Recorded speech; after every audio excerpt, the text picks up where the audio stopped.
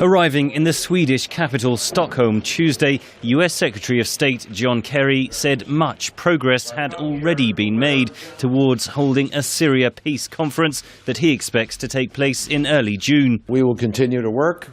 We are all in touch. Meetings are going on every single day. We believe the only way to settle Syria is through, the best way to settle Syria is through a negotiated settlement. The Syrian government said Tuesday it wants more details before committing, adding it will not take part in anything that threatens the country's sovereignty.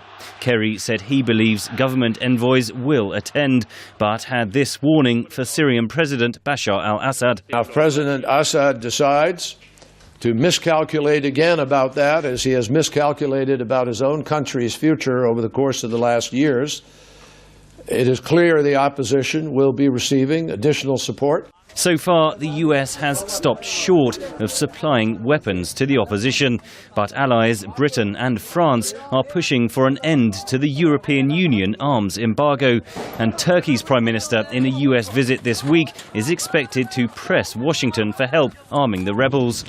Hosting talks with Israeli Prime Minister Benjamin Netanyahu, Russia's President Vladimir Putin on Tuesday warned against any actions which he said might aggravate the situation.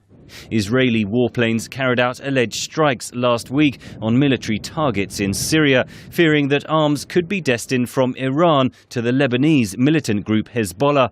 Israel has voiced concerns that Russia is about to sell an air defense system to the Syrian government.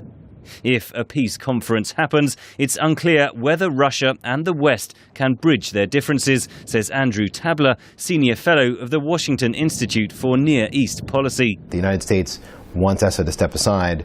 It is unclear from the Russian side whether that will be required as a result of this, or if Assad would be able to stay on. However, Tabler says the Assad government may see some benefit in attending a peace conference. I think that the Assad regime has an opportunity there from its own standpoint, that if it came to the negotiating table and something that was ambiguous, it could split the opposition. You could have those with the opposition going to talk to them. The main Syrian opposition coalition meets May 23rd in Istanbul to decide its stance. Analysts say the splintering of the opposition and the presence of Islamist fighters further complicates a peace process.